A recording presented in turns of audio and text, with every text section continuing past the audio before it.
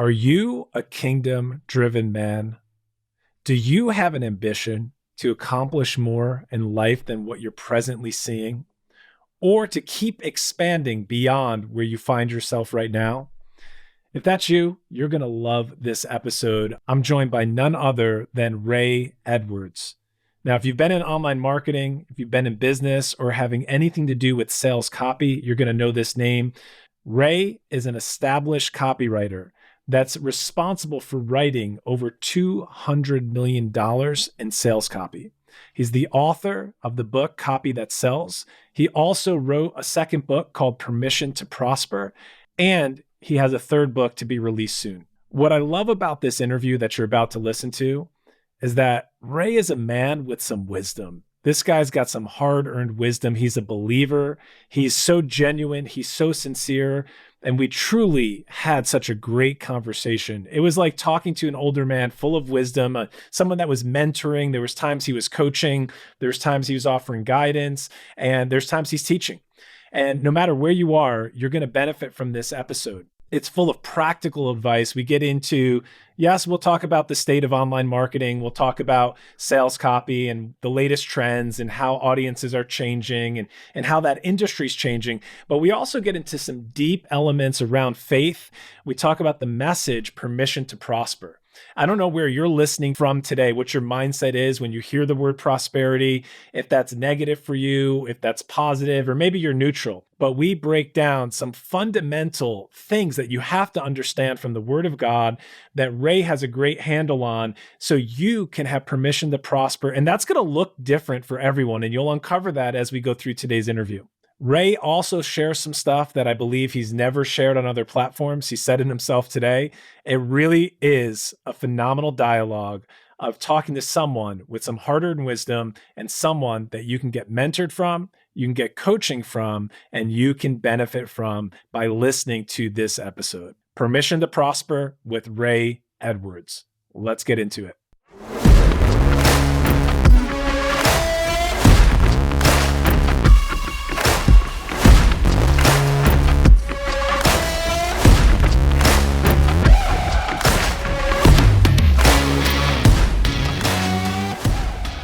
All right, guys, welcome back to another episode of Raising the Standard. This is leadership mindset and development for you, the kingdom-driven man. Guys, this is a really exciting episode. I've been looking forward to this one for a long time. Most of you guys are business guys. You're entrepreneurs. You have a side hustle. You're working in corporate, or there's something that you want to build and develop as your own piece of land. And as we say on this show, there's a mountain for every man. And I am joined today by none other than copywriter superstar, someone that I look up to, Ray Edwards. Ray, it's awesome to have you on the show. I've been really looking forward to this conversation. So welcome. Thank you, Josh. I'm honored to be here. Thanks for the invitation. Yeah, absolutely. Ray, I first got introduced to your work. I've been in online marketing, helping out other projects, doing some copy myself. And when you released Copy That Sells, became a big fan. I've used it personally in my wife's projects and in things that I've worked on for myself and for others. You've been a big inspiration with how you teach, how you break it down, and really making copywriting accessible to people who are just starting out. So thank you for that work. Well, thank you for saying all those nice things. Yeah, absolutely. Appreciate it. Good to know it helped. Absolutely. Your copy really has inspired me. I've modeled your pages and really dissected your book. And for anyone that's into copywriting and selling and persuasion and influence through words, that is a book I highly recommend. And I've used it like a textbook. So it's not just a book you read once, it's dog-eared. I go back and forth. I look at different pages as well as other stuff that you put out. So Ray, where I want to go with you today, we're going to get into copywriting. We're going to get into marketing, and we got a bunch of entrepreneurs and business and ambitious guys that are listening. So we're going to take on some of those subjects. But if you could, for the audience that doesn't know you, maybe give us a brief introduction into your world of copywriting, what your focus is. And then I have a couple places that I want to go with you specifically for today. Sure. Copywriting, as you've stated already so eloquently, is using words to sell ideas, products, concepts, beliefs. We use words to sell our beliefs. I mean, I've had a lot of pastors contact me. They read the book and they are using the pastor framework to write their sermons. which gratifies me. It helps my ego. I just feel good about what I'm doing. It's amazing. It is very gratifying. I love it. I first fell in love with copywriting before I knew what it was. My grandmother used to keep these newspapers. I thought they were newspapers. They were the Weekly World News and the National Enquirer. And I used to love reading these full page articles, which I thought were articles. They were actually ads written by not Robert Collier, written by Gene Schwartz, who wrote so many great direct response ads back in the 50s and 60s. And that was really my first exposure. It was years later, I discovered Jay Abraham through Tony Robbins, both of whom ended up being clients. Those dream come true for me. And then Jay introduced me to Gene Schwartz and all the classic copywriting greats. And so I started writing ads for the radio stations I was working for. I was in radio for 30 plus years. Was a disc jockey, program director, did all the sales stuff. And I loved writing that kind of copy for the radio folks because they'd never seen it before. And then Steve Jobs comes along with this iPod thing, 1,000 songs in your pocket, no commercials, and no annoying DJs. I realized I had to find something else to do. So I've discovered that something I was doing in radio for free, which was writing all that copy, people actually paid a lot of money for in the real business world. So I transitioned to writing copy and ended up being able to write for some fairly illustrious clients, which never hurts, especially when they start recommending you to their friends and students. So Tony was a client, Jack Canfield, Mark Victor Hansen, Dan Miller, Donald Miller, not brothers, not father and son, different guys. I have to clarify that. Even my wife gets confused. So which one is Dan? Which one is Don? Yeah, Dan's 48. He does the 48 days or the 48 something, right? And 48 Don days to the work you love. There you go. And then we got Story Brand with Donald Miller. Yeah. So, and then I've been teaching copy now for quite some time because I think it's a core skill for not just for business, but for life. The art of persuasion, ethical persuasion, is a core skill for life. And my latest book, my new book, it's not even out yet, comes out next week, is called Read This or Die, Persuading Yourself to a Better Life. So I think persuasion is fairly important, and that's what copywriting really is, persuasion.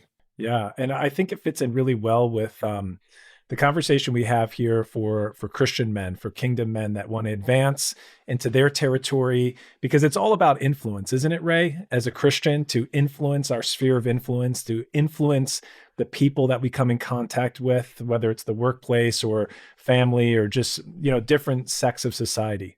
Yes.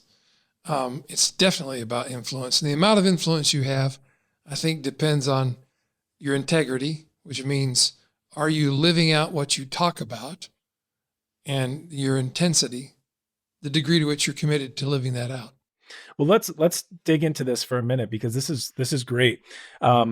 So you're someone who's grown in influence, and you've actually worked with people and you've seen them grow in influence.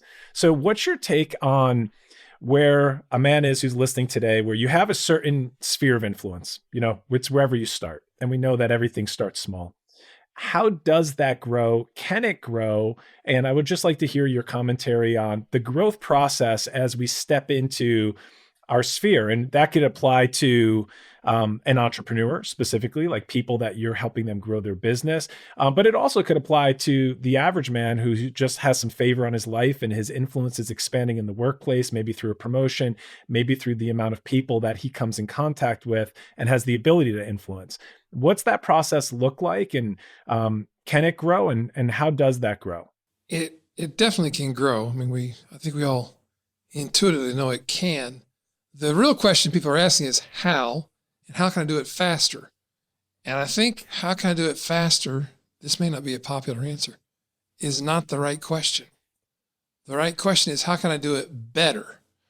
I mean, I'm going to step up and say I'm guilty of wanting the fast track answers. I've bought many books and products about how to get 100,000 Instagram followers in 30 days. I've done those things. And sometimes that can work. People say get rich quick never works. It's not actually true. Get rich quick does sometimes work. People do get rich quick.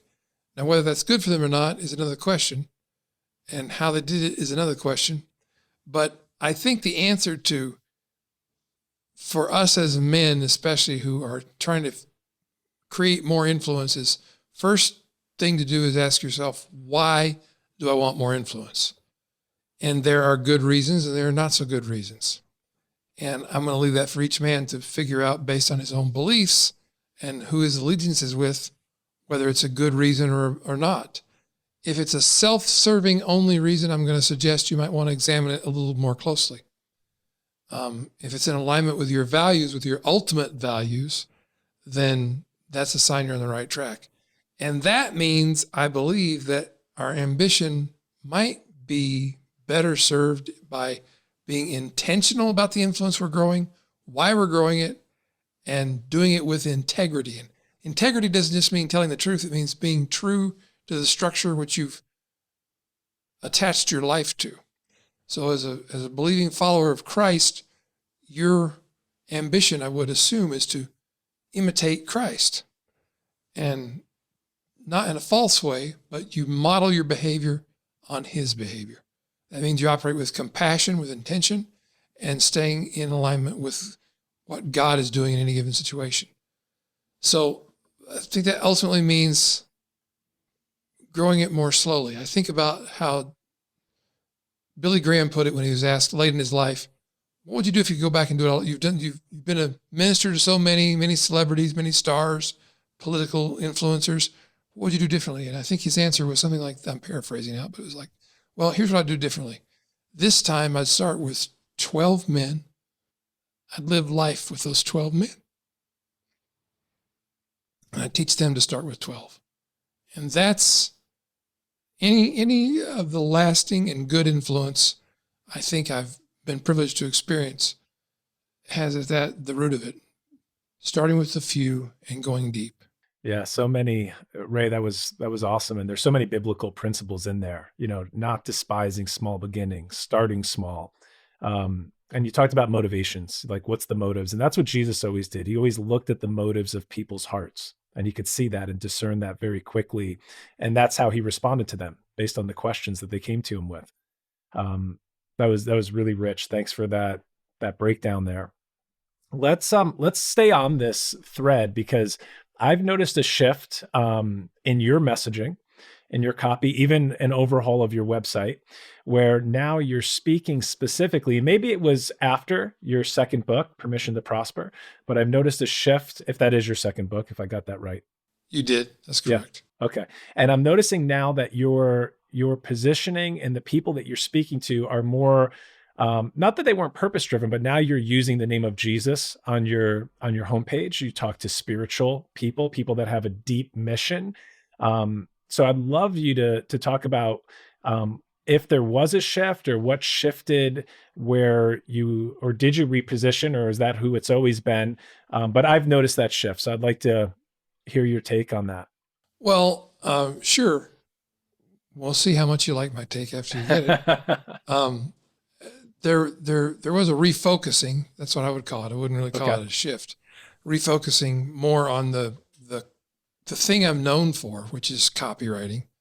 But it gives me an avenue to talk about things that are important to me. And as a Christian, I mean, I've been through, I think most people who have been Christians all their lives, which is me, we've gone through different phases. I had my upbringing, which was hyper charismatic, Pentecostal. I mean, to the point, I was born and raised in Kentucky. You can imagine what kind of antics happen in some of those churches in the hills of Eastern Kentucky, coal mining country. I've been to a snake handling church or two. I don't do that anymore. I'm very thankful that I did not get bitten. But I've also been I've been to very mainstream denominational churches. And I'd say, I hope that I've arrived at a place of more wisdom and discernment where I'm less strident and certain about exactly what the right way to interpret the Bible is and exactly what the right way to envision God is. I think ultimately that God and Jesus and the Holy Spirit they're not just bigger versions of us. There's something beyond that. And I love to talk about that, but the focus on our website is about copywriting and persuasion, and I do it from the ethical and spiritual framework from which I operate, but I make it clear to people they don't have to agree with me on every single little thing. In fact, I hope they don't agree with me on everything, because that sounds scary. Somebody once said, if you and I agree on everything, one of us is unnecessary. Yeah, yeah, that's true. So I am a follower of Christ. I want to faithfully propagate the message he came to bring us and who he is. And I'm also a fan of marketing and persuasion. I love that stuff. Not everybody does. You don't have to be as nutty about it as I am to use the tools and tactics we teach to sell more of your products and services. No, I love that answer. I mean, it's very authentic to who you are and putting it out there. And I think we're even seeing that where in the past, I've observed in marketing and online marketing and just the landscape, I think it's more at an authentic place now where people don't use as much of a veneer or a polish, and they're sharing their personality more. And that also forms more of a connection. Do you agree with that? Yeah, I do agree with it. I get a little nervous about when people start telling me I want to start using authenticity and vulnerability in my marketing. And I'm like, well, you might want to check your motivation on that. But I mean, it's always been my goal, my aim to be as honest as possible in my marketing. But true vulnerability and transparency was forced upon me when I developed Parkinson's disease, because at first I didn't tell anybody about it. I kept it a secret. And then people started asking me if I'd been drinking when I was at seminars and so forth. And I had to explain, no, but here's what's going on. So that kind of thing, I think all of us face at some point or other. Something happens in life where we have no choice but to be authentic and vulnerable, because we're very vulnerable at times in our lives, whether it's a diagnosis or a marital problem or challenge, or maybe even a divorce or something of that nature, or it's maybe something smaller, like maybe a financial setback. But we all get in a place where we have a choice. Either we can be real and authentic and vulnerable with somebody, with a small group of people, at the very least, that you trust, and maybe with your customers, maybe with your audience if you have one. It's important. And I think now, after the events of the last few years, we've developed much better BS meters. BS could stand for belief system. We can really tell what people believe by what they say or how they behave or don't behave. Really good insight. And I want to dig into that. I'm going to save that conversation for a little bit later, because I do want to talk about how people have changed, how their buying habits have changed, how has messaging changed. Because I think it's moving in a good direction because of what you're sharing, because I think the game and the rules have changed. But before we get there, I want to talk about your message, Permission to Prosper. I think your book is phenomenal. I think you do a great job outlining and just blowing up myths, false beliefs, specifically for Christians that have, limited mindsets, or they have bad doctrine about prosperity and business and what that can look like for a follower of Christ. I have some questions for you there, but could you give us an overview as to why you wrote the book and really what the focus of that book is and that message? I wrote the book because I felt too many Christians had taken either formally or subconsciously a vow of poverty, because they felt like that's what they were supposed to do. They're supposed to give away all their money and have no money. And I don't believe that's true, because money is only good for the things that only money is good for. Like paying the rent and paying your taxes and doing all having groceries and living inside and having running water. It's really good for those things. So I do believe that it's possible to chase after money for the wrong reasons because you worship it, for instance, which is what Jesus warned us all against. But when you use it as a tool and you don't let it be your master, it can accomplish great things. It can feed the hungry. It can care for widows and orphans. And it can also get you a nice boat if you want one. I don't think there's anything wrong with that, as long as you've been faithful in the other areas. Faithful in the small things, then I think you have permission to prosper and enjoy your life. So there's always questions that come up when we talk about this, about how much money is too much. I don't know. For you, it might be $75,000 or it might be $7.5 million. I think it's how much is too much when it's so much that leads you into sin. When it steals the focus off the truth and the real reason you're here, then it's too much. But what's that dollar amount? That's between you and the Lord. Yeah, I love that answer. I think it gets very legalistic, and it's funny because when we see someone, and everyone can evaluate this for themselves, but do you see someone with something nice, or there's a materialistic object, or the size of their house or their car or whatever it might be, there seems to be some imaginary line where it triggers someone. Like, okay, that's it. Now they cross the Yeah. line. Like They that bought brand a of car. Lotus. It's too much. He's Yeah. got a helicopter. Or they got a nice bass boat. It's funny Yeah. how the line is different with different people. It is. And I wonder what the line is in your own life, because we all have to pay the rent or our mortgage, and we want to be good stewards, and we want to leave a legacy and provide and protect our family. And that's a proverb, to leave wealth to our children's children. So, right. Can you define prosperity for me? Because I think a lot of the hangups that a lot of Christians have, and I know we're talking the two sides. There's a lot of people, and I'm trusting that the men that listen to this, even though there could be some new levels of freedom unlocked in their thinking, we're not repelled by prosperity. But what is the definition that you use in the book for defining prosperity? Because that could come with its own inherent definition for each person that hears it. Well, sure. And there's a term that people throw around that usually has negative connotations called the prosperity gospel, which people take to mean, well, it means if I accept the gospel, then I'll be rich in dollars and Rolexes.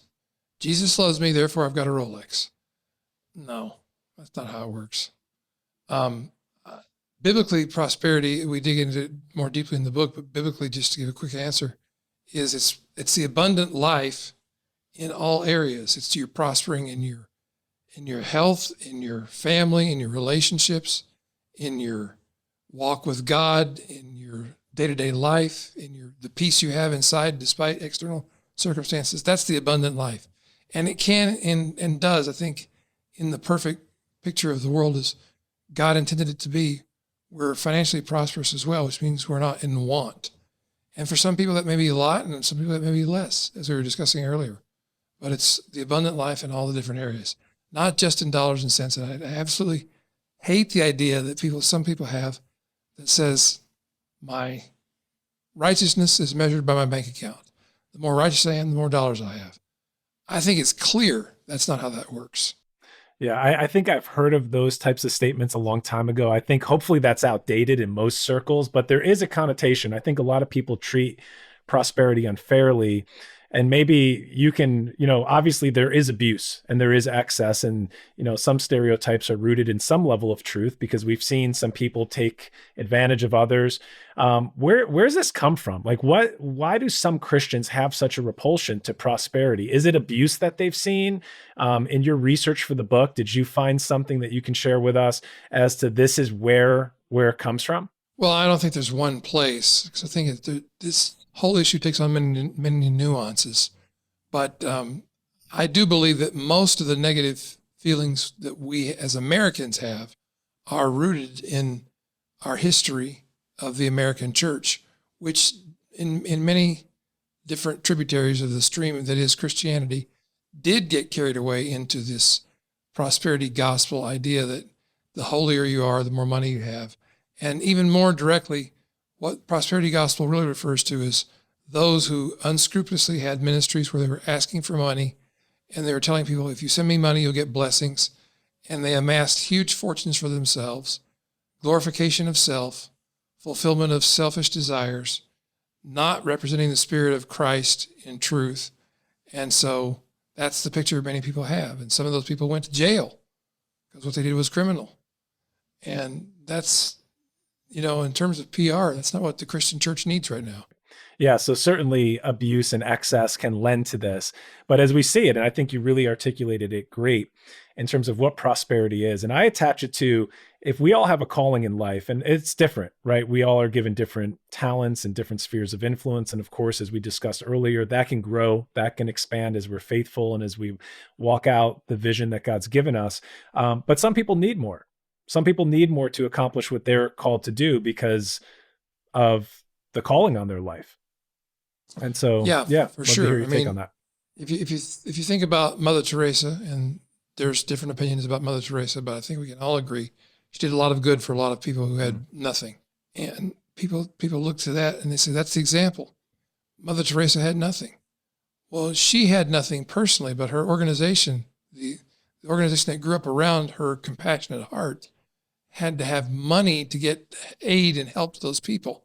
Where did that money come from? It came from prosperous business people, prosperous Christians who freely gave their money to help those who were in need. Mother Teresa was called to the streets of Calcutta. Some of us were called to give money to her so she could do the good work in the streets of Calcutta. And that story takes place over and over at different scales all over the globe every day. Amazing. That's such a great example, Ray. Let's go into the sacred versus the secular, because this also has to do with where we arrived with our view of money and our view of how do we serve the Lord the best.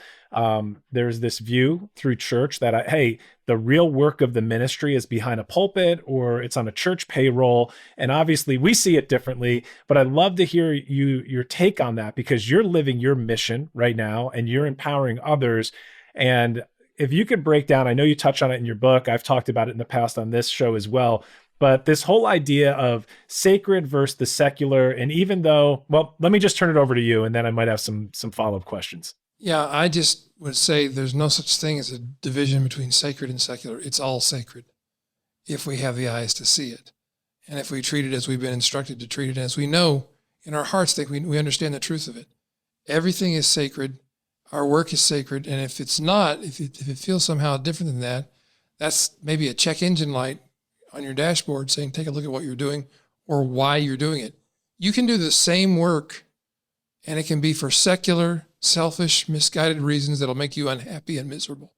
Or it can be for sacred ideals that will make you feel ultimately fulfilled. It comes back to motivation. What's driving you? What spirit is behind what you're doing?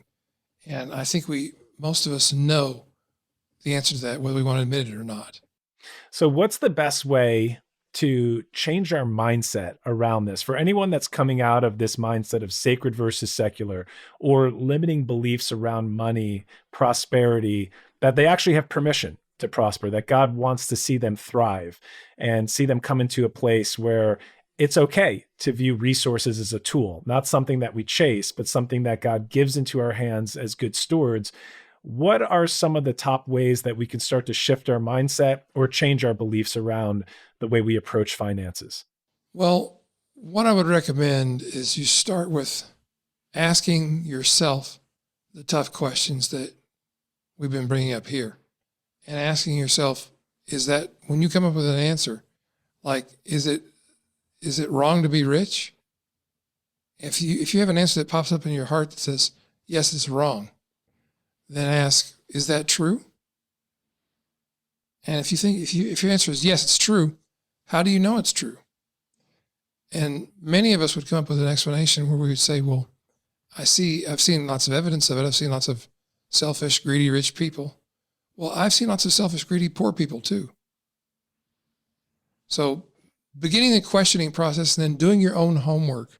Here's an idea that may be new to you as a Christian. I suspect not, but perhaps read the Bible with discernment, and it's not just a matter of reading the Bible and saying, well, what does that passage mean to me? That's not really reading the Bible as a student.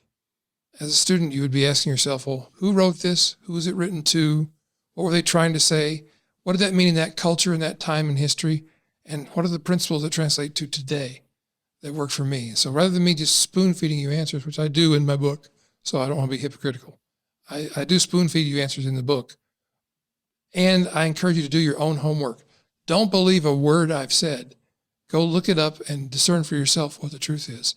And that's the beginning of a journey that'll lead you to a solid, sustainable answer. That's great coaching, Ray. That was a coaching process right there. Great coaching questions. And I love it. I think that we should always be responsible as teachers or anyone that has a platform or that's speaking about the word to say, go look it up for yourself. So I love the transparency there. And you certainly do provide a lot of context and and biblical background for everything that you're claiming. It's all within the book. So I'm going to encourage any listener that wants to go deeper into this. I highly recommend Permission to Prosper. One of the things that you cover in the book, Ray, and I have something very similar that I wrote in the Standard. You have a section where you say God is an entrepreneur. And I see it the same way. And I actually, we have an episode back in the archives that God is a businessman, and it's one of our most popular episodes. I'd love to hear your take on that God's an entrepreneur. What's that look like? And where'd you find that? Or how'd you see that in scripture? And how do we apply that? What's that look like for us now that we see that? Well, honestly, it's been so long since I've read the book, I don't remember exactly what I said. So I'm going to tell you what I think I said. Okay. What I would say now. And we can compare the two and figure out later whether they're in alignment or not. I think, first of all, God is the creator, and he created the universe, and he created us according to the story that's in the book. He created us, and we are creative. He told us to be fruitful and multiply. What does that sound like to you? It sounds like an entrepreneur to me. It sounds risky, sounds messy, which seems to describe the human race. Once we were given free will and the choice, there's always a choice. There's always two trees in the garden, as they say. You choose from one or the other. And our choices lead to the consequences that we live with thereafter. And that's true of entrepreneurs. We're creative. We create things. We create value seemingly out of nothing. We see an opportunity. We have an idea. We say, that could work. I'm going to go risk everything on this idea that I have. And we do it, and it either works or it doesn't. We keep getting back up when we fall down. We have one thing fail. We try the next thing. We try the next idea. We're unstoppable in that way, most of us. And that sounds like our creator. The biggest risk was us. You want to talk about a guy who, I know he's not really rolling the dice. Einstein told us God doesn't play dice with the universe. Not that Einstein's a scriptural interpreter, but he was a pretty smart dude. Yeah. And he knew that. I think he was right about that. But God bet our future on us, and he knew what would happen, and he created us anyway. And we know in the end, God prevails. So when he says to us in scripture, you want to be like your Father in heaven. You want to be one with your Father. Jesus said, I pray that there'll be one with you just as you and I are one. That's our mission. And for those of us who have that entrepreneurial spirit, to me, that's freedom. It's not even a mandate. It's freedom to be who we feel we are inside. And that may be the smallest of coffee shops. It may be a newsstand. It may be a multimedia empire.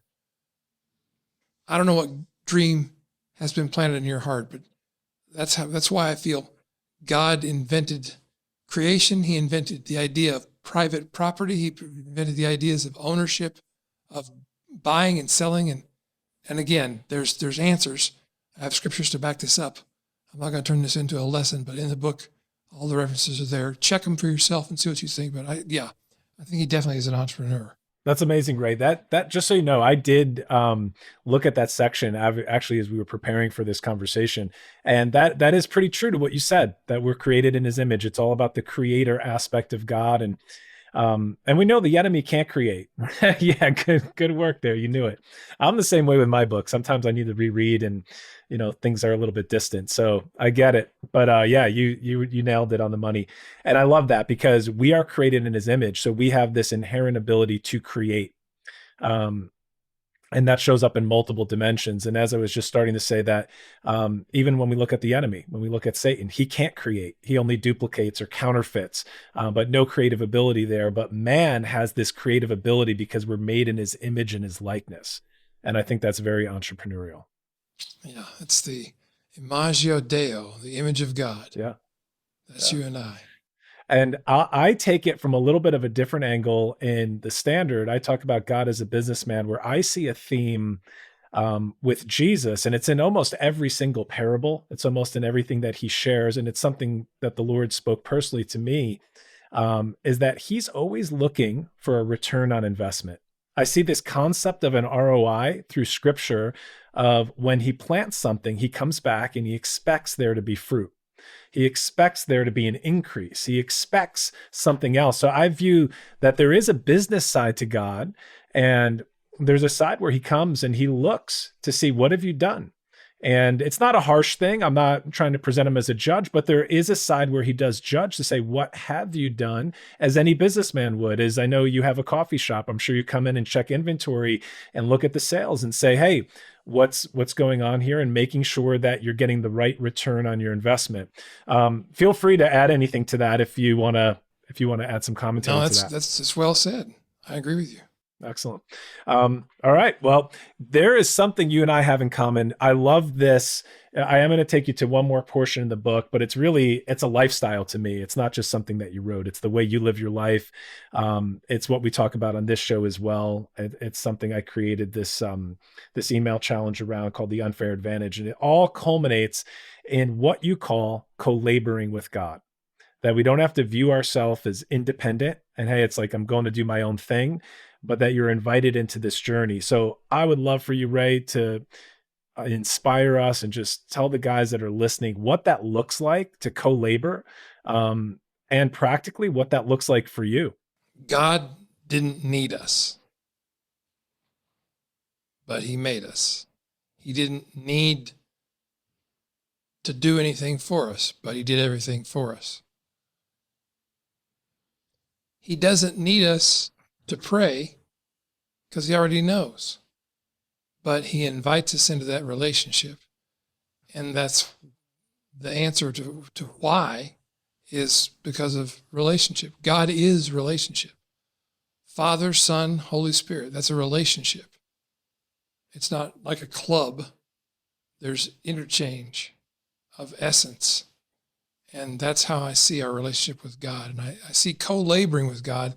It doesn't have to be in your business. It could be in your garden. It could be as you're mowing your lawn. It could be as you're putting your children to bed, as you're spending time with your wife, listening to her talk about her day. You're co-laboring with God. Jesus said, I only do what I see my Father doing. I only say what I hear the Father saying. What does that mean? It means we first need to be able to observe, what is God doing? What is God saying in this moment? And I guarantee it's usually something about peace and love and truth, things that are pure and righteous and wholesome and good. And looking for those opportunities to step into the stream of what God is doing in all parts of our lives is what I see as co-laboring with God.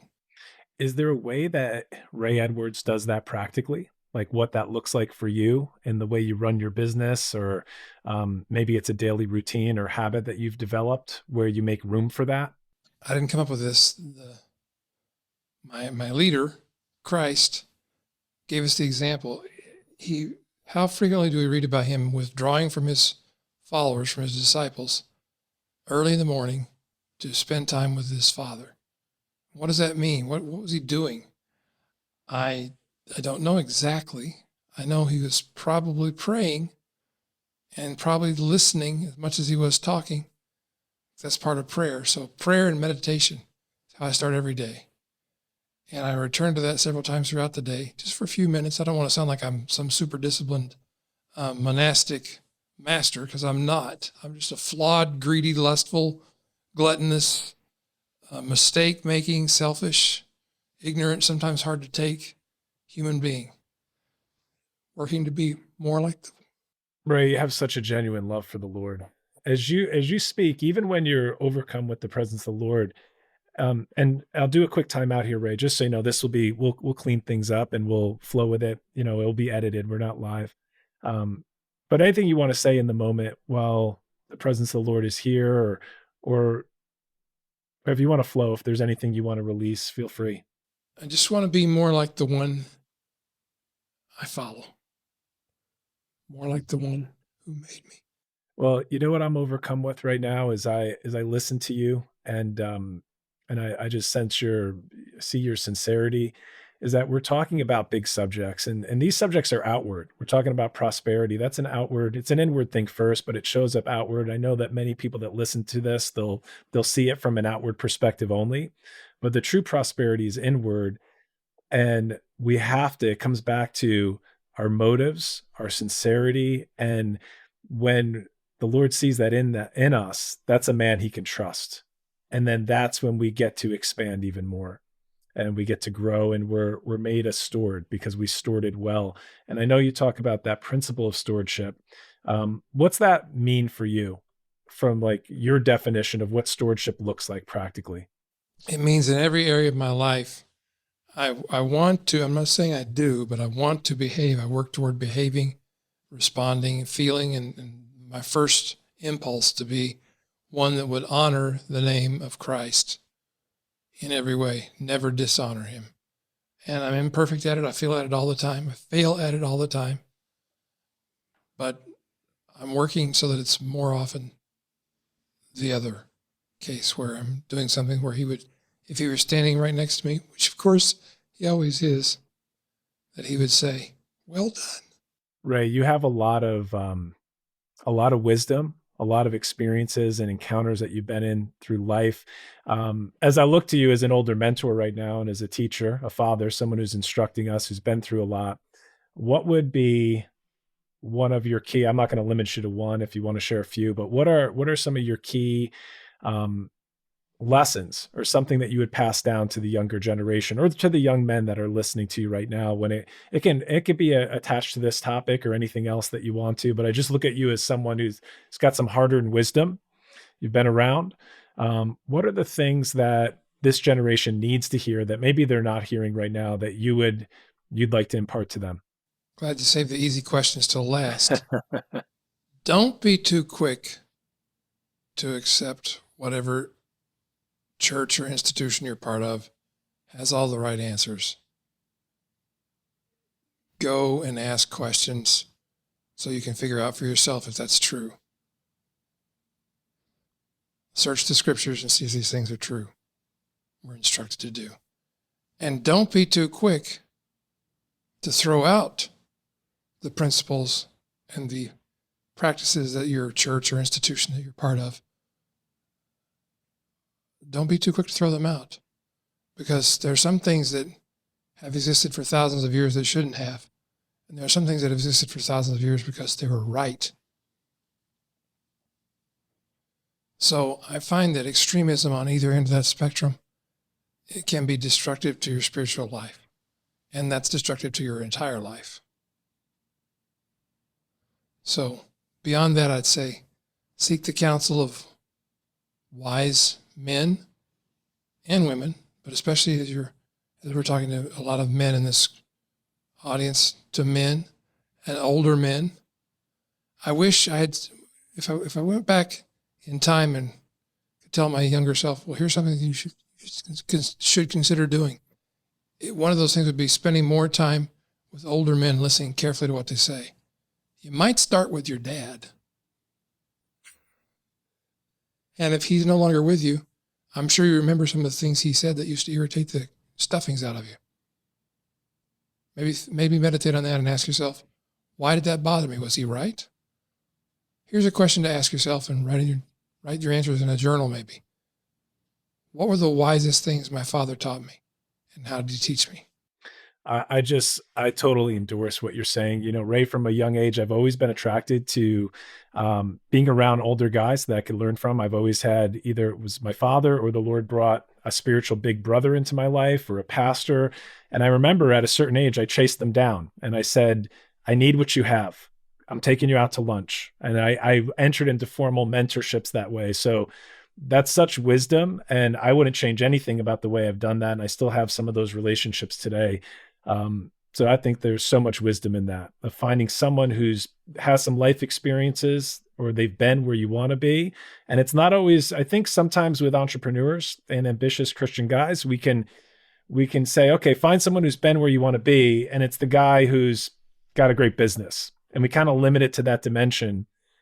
When I did that for the first time, officially, I went after someone that I saw their spiritual life. I saw their prayer life. And I said, I need to be like you. So I would just admonish the guys that are listening, don't make it always external. Look at what true prosperity is, as we're talking about today, of a life that really matters. And sometimes It's the secret things, it's the hidden things that that man of God's doing, or someone that you can look at, that you can emulate. And that takes different eyes to see that, because other people may not see that. But if you have eyes to see it, those are some of the people that I would encourage you to seek after. That is so beautifully said. And it makes me think, I've got several people who have been mentors to me who are well known. I could drop their names, but I'm not going to. I'm going to talk about the first spiritual mentor, first spiritual partner I engaged with used to be my pastor. He's since retired from that ministry.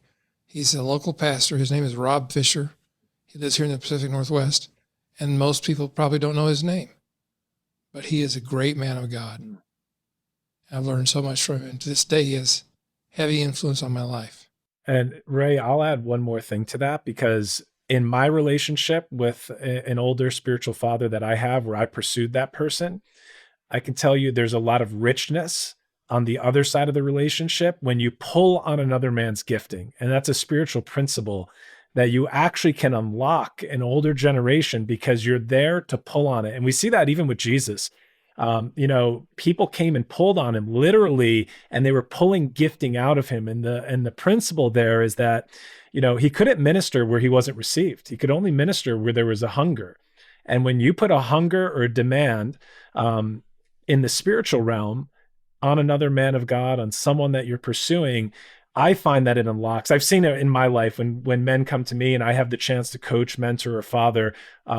I expand much more when there's a hunger there that's pulling on something. Yes, that's so true. I love that. I can see that at work in my own life. Like what we're doing right now, you are pulling on me, and I'm saying things I haven't thought about. I didn't reread the book. I didn't prepare. Sorry. I thought we were talking about something different. That's not your fault. That was my overlooking. Oh, it's all good. This is a great conversation. But I think this is exactly the conversation it was intended to be. And I appreciate that.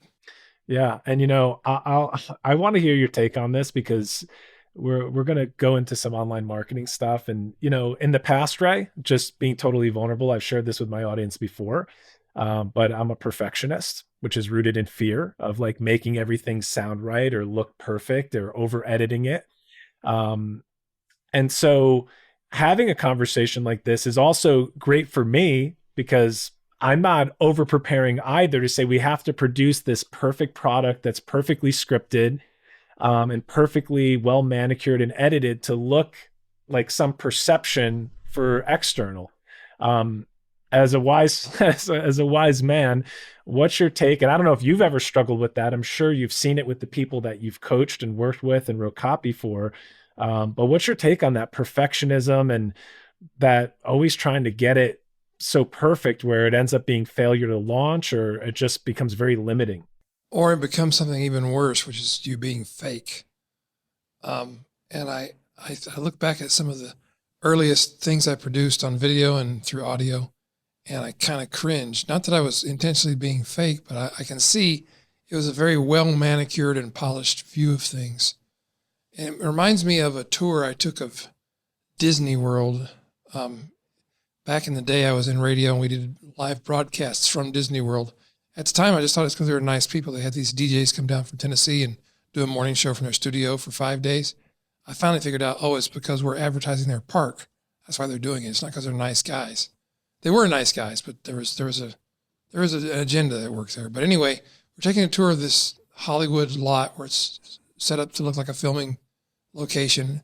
And the person leading the tour said, notice that from this angle, you can see all the props behind the buildings and the fact that it's not real, but the camera only sees what we want it to see. And that stuck with me because it's so true today, isn't it? The Instagram camera only sees what we want it to see, or more importantly, what we want to show. And so I think that's why you see more and more people now showing the rough edges of their lives and their businesses, not because they want to. I don't think most people who do that want more attention, or they want to show their flaws off. I think they want to let people know, look, I'm for real. I have problems and struggles just like you. I mean, the best online teachers and marketers are showing the hard parts too, because we all know that's real. And I learned from that just like anybody else does. I learned it when I do it myself. I learned it when other people that I respect and admire show me this is something I have trouble with. This is how we dealt with it. It did or didn't work. It's important. And it lets people know you're authentic and real. And I think the days when we could paint this false picture of perfection are long behind us because everybody knows better, first of all. And secondly, I'm telling you guys, nothing is secret on the internet. This segues perfectly into where are we right now with, we've already started to go there with the images people put out, with how marketing's changed. I'd love to get your take because the landscape is changing. And it seems like we started this conversation earlier in the show talking about that the customers are more people are more savvy. They can recognize someone that's not operating from the right mindset or belief system. I think we've also, because I think when I first started, like signed up to my first email autoresponder where I could see like, oh, I'm getting marketing to, like, this was probably like 2012, 2014. I bought my first online fitness program and I saw the beauty of the autoresponder. I was like, wow, this is amazing. Look at this, the way this business is functioning. And now, the growth of online marketing and messaging and coaching, and the platforms, they're teaching you what levers to pull and how to say the right things. And the script seems to be the same. I know it's changing, but because of that, everyone can easily recognize, oh, this is a marketing game, or this is what they're saying, what everyone says, whether, hey, it's not your fault, or whatever the tagline is that we're going to use. How is that changing? Because what's your take on the customer becoming more savvy and picking up on subtle cues that they're being marketed to? Well, they are more savvy. They do pick up on these cues. A lot of the times you're saying things in your copy you think are powerfully influential, and the people reading them are going, oh, more of that BS. That's the thousandth time I've heard anybody tell me, it's not your fault. I mean, when it becomes a joke and a meme, it's done. Don't use it anymore in your copy. He said, frantically thinking, have I used that lately? Yeah. It's kind of habit, I think that, the days of templates, and I have templates in my courses, which we're updating because of AI. Literally is changing everything. It really is. And I think it has some powerful opportunities for us to use it to do good and also the opposite. But as far as transparency and originality go, I encourage transparency, not to the point it becomes pornographic. And I don't mean that in the most visceral sense of the word. I mean, when it's just showing stuff just because you want to show it, you think, oh, this will be cool. I'll show people my divorce and how we argued. And we'll put the court proceedings on YouTube. And that's not what I'm talking about. I'm talking about being transparent in the things that help the people you're serving. Think about that carefully before you go any further with transparency. Think about being transparent with things that'll help people. Even in my training where I have templates that I offer people, I always tell them, look, templates are a starting point. It's like training wheels on a bike. What you really want to do is be authentic and come from your own experiences and tell your own stories. And no breakthrough copy ever came from a template. No breakthrough marketing campaign came from a template. It may have started with an iteration of somebody else's idea, but it had to become your own and had to contain some point of attractive innovation for people to be interested in it, especially those who've seen it all before. You can go online now and watch any commercial from the 60s, 70s, 80s, 90s. You can look at all marketing copy from all history, it seems. So none of it's hidden anymore. So where does originality come from? I think it comes from all the information you take in and all the stuff that's welling up inside of you that you want to say, maybe you're afraid to say in your marketing. So that's why on first pass of writing any marketing campaign or any marketing material or any content for your blog or podcast, I say the first thing is just let it all come out. Whatever's in your heart to say it. Then go back and review it before you release it and make sure, not to edit it to perfection, just make sure that the message is in alignment with your true mission and your true self and the one you truly follow. That's so good. So the customers are changing, people are changing. How is the game changing? Because I've even noticed I'm on your email list and your podcast is great. I highly recommend your program. So everyone will drop all Ray's links below so you can follow him as well. I clicked on something you sent out recently, and there was a little VSL attached to it. And you even said, you're like, hey guys, this isn't even a normal video sales letter. I just want to talk to you. And it was like you were breaking all the rules yourself. So how are the rules changing? What are the rules, if there still are rules? And what do you see around the corner coming for online marketers? Well, I think the rules are always changing. And just remember, who made the rules? I don't know. I mean, just something we heard somebody say one time, we feel certain it's right. That's more of a belief than it is a rule. So I'd question the rules and test for results. That would be my advice. So if you have a crazy idea, and we talk about this openly. We've tried many things differently, especially since the pandemic, and some of them didn't work. They were flops. Nobody hits a home run every time they swing the bat. Anybody who tells you that they do is leaving parts out. I'll be as kind as I possibly can. They're leaving parts out. So don't be afraid to experiment. I picked this up from the Google team. Somebody there once said, everything we do is an experiment. And that means if everything I do in my business is an experiment, there is no failure. There's just a result I can learn from.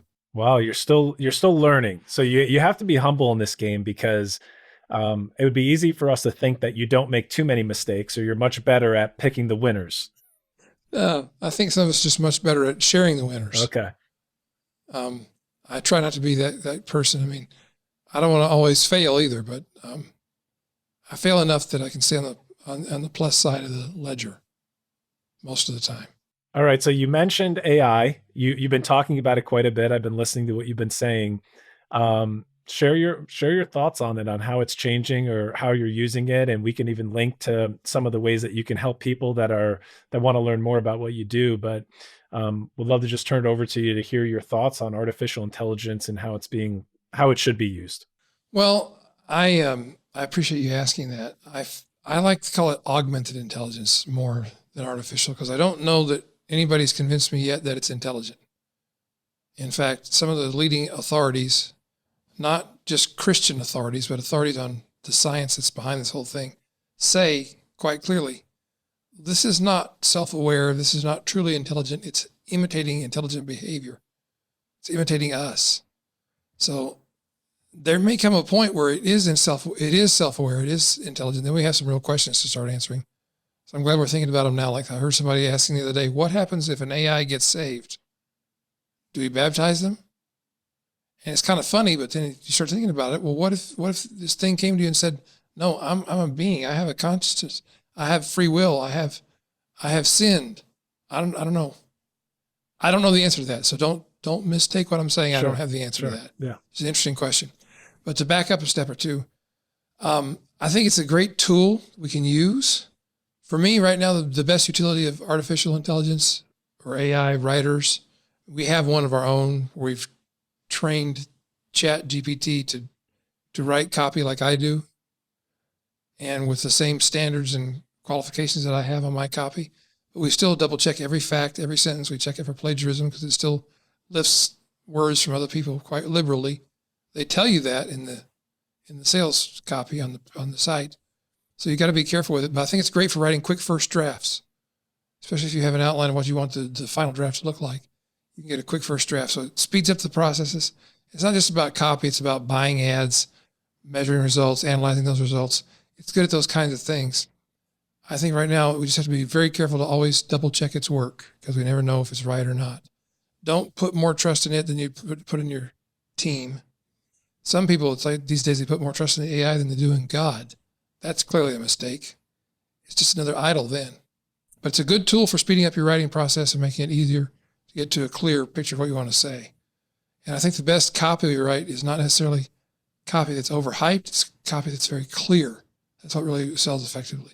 And wow, that's amazing. So it also, I'm learning that you've been in the game for a long time, but you're still learning, you're pivoting, and you've created a new product based around one of the latest trends right now. So you see this as more than a trend. It is here to stay. I believe it is here to stay. I think what's going to happen is all the different apps are going to get rolled up into, they're going to become features instead of standalone applications. Like there's even writing applications that are inside Microsoft Word now, they're inside Google. So it just becomes a feature. But I mean, ours, we feel like has a unique flavor of copy and content writing that it does. But yeah, I think it's not a fad, it's a tool, and it'll get integrated into our technology so deeply we won't even see it. Like I just saw earlier today, Apple announced that the iPhone will someday, in the very near future, will be able to speak using your voice. An AI version of your voice, imitating your voice, which is both kind of cool and awfully frightening. Pretty crazy stuff. Really crazy. And as far as always learning, I mean, I hope I'm always learning, because the day I decide I know everything is probably the day I sign my ticket and say I'm done. Yeah. Yeah. Well, I see you. I mean, you're staying very relevant. You're on the trends. You're very consistent with your marketing and your emails. And I love it because you're continuing to be a pioneer and a leader.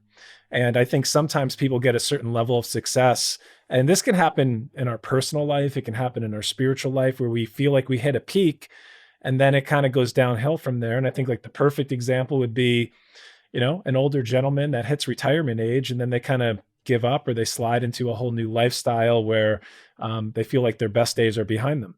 Oh, I pray, I believe, and I pray that my best day is ahead of me. I believe that to be true.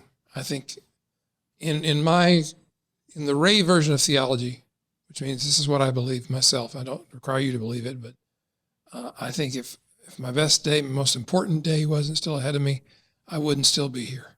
That's amazing. I think we all have to have that vision for our life, that we live with hope. We live in something anchored in another realm, that there's an establishment and there's an expected end for us. So I can't think of a better way to put a period on the end of this discussion for today, Ray. I'll turn it over to you in a minute with any last final thoughts or anything you want to charge the guys listening, and then we'll drop all your links on how to connect with you.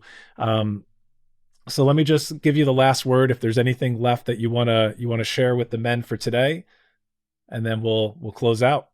It feels like this should have a lot of gravity. I would just say, be careful what you believe, because that's what you'll end up receiving. And that means examine it closely, because every belief has consequences. Simple, profound, and extremely deep. So I think we need to all chew on that one. Ray, this has been a phenomenal dialogue with you. Love to have you back at some point. You have a lot of wisdom to share with everyone here. I know it added a lot of value. And guys, until the next episode, let's raise the standard. Hey guys, my name is Josh Cacciadorian. I'm the author of the book, The Standard, Discovering Jesus as the Standard for Masculinity. And I just put together a brand new challenge for you, the ambitious Christian man. If you're in business, if you want to reach your full capacity, if you want to unlock your potential, I need to tell you there is an unfair advantage that is available to all Christian men, but not all access it. That's why I put together this free 11-day email challenge. Click the link below, sign up for the challenge, and you will get equipped with the knowledge, the resources, and everything you need to take your promised land and learn how to partner with your unfair advantage. Can't wait to see you in the challenge.